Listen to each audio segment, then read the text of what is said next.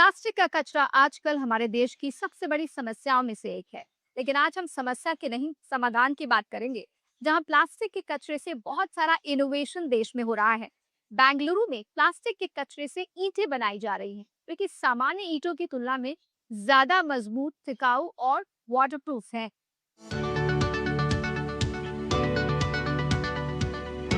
दुनिया भर में बढ़ता प्लास्टिक आज सिर्फ एक कचरे की समस्या नहीं बल्कि पर्यावरण के लिए एक बड़ी चुनौती बन चुका है।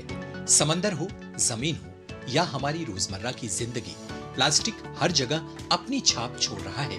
लेकिन इसी चुनौती के बीच देश के कई युवा और स्टार्टअप इसे समस्या नहीं बल्कि एक मौके की तरह देख रहे हैं। जहां कचरा अब बन रहा है, संसाधन और बेकार प्लास्टिक से ऐसी चीजें तैयार की जा रही हैं जो दोबारा इस्तेमाल में आ सके।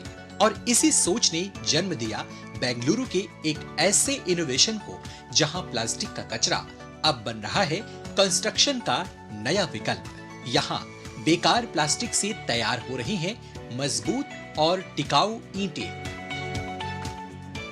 ये आप मेरे हाथ में ये जो ईंट देख रहे हैं, ये इस पीछे मौजूद प्लास्टिक से बनी है। नॉर्मल ईंट की तुलना में ये 2 गुना ज्यादा मजबूत है, ज्यादा बेहतर है और वाटर रेजिस्टेंट भी है।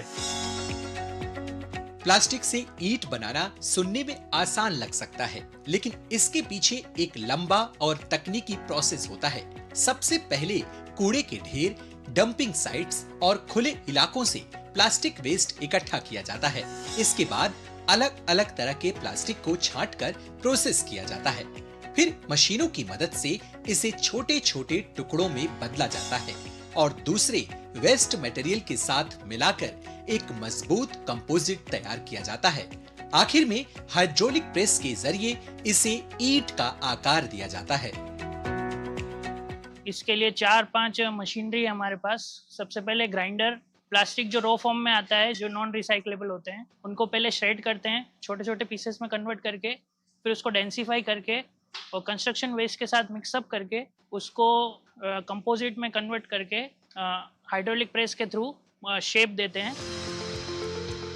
ये ईंटें 100% रिसाइकिल वेस्ट से बनाई जाती हैं और सामान्य लाल ईंटों के मुकाबले करीब 20% ज्यादा मजबूत, 30% तक हल्की और 80% तक वाटरप्रूफ हैं, यानी मजबूती के साथ साथ टिकाऊपन भी।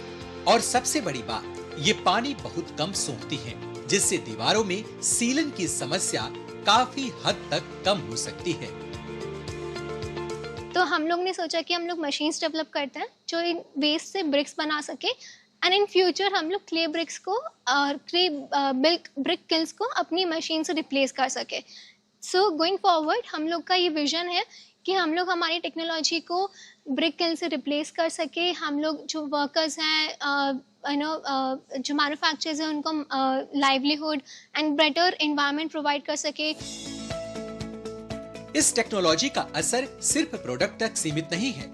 जहां पारंपरिक ईंट बनने में 15 से 16 दिन लगते हैं, वहीं ये ईंटें सिर्फ 1 दिन में तैयार हो जाती हैं। इनके निर्माण में भट्ठों की जरूरत नहीं, जिससे प्रदूषण भी कम होता है। साथ ही इस प्रक्रिया में स्थानीय लोगों को रोजगार और नई स्किल्स भी मिल रही हैं। तो हमने इंजीनियरिंग में पढ़ते समय नया सीखा था कि कंक्रीट एक ऐसा टेक्नोलॉजी होता है जिसमें सीमेंट सैंड को यूज़ किया जाता है।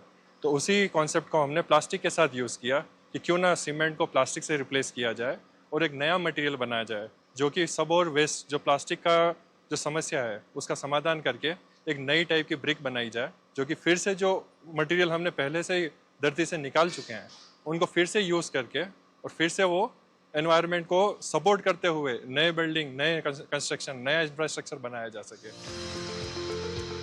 इस तरह की पहल सर्कुलर इकोनॉमी की दिशा में एक अहम कदम है, जहां कचरे को दोबारा इस्तेमाल कर नए संसाधन तैयार किए जा रहे हैं। इससे न सिर्फ पर्यावरण पर दबाव कम होता है, बल्कि निर्माण लागत और संसाधनों पर निर्भरता भी घट सकती है। प्लास्टिक वेस्ट यकीनन एक बड़ी समस्या है। तकनीक का सही तरीके से इस्तेमाल किया जाए तो उचित समाधान, उचित रास्ता निकाला जा सकता है। ये ईंटें उसका एक प्रमुख उदाहरण है।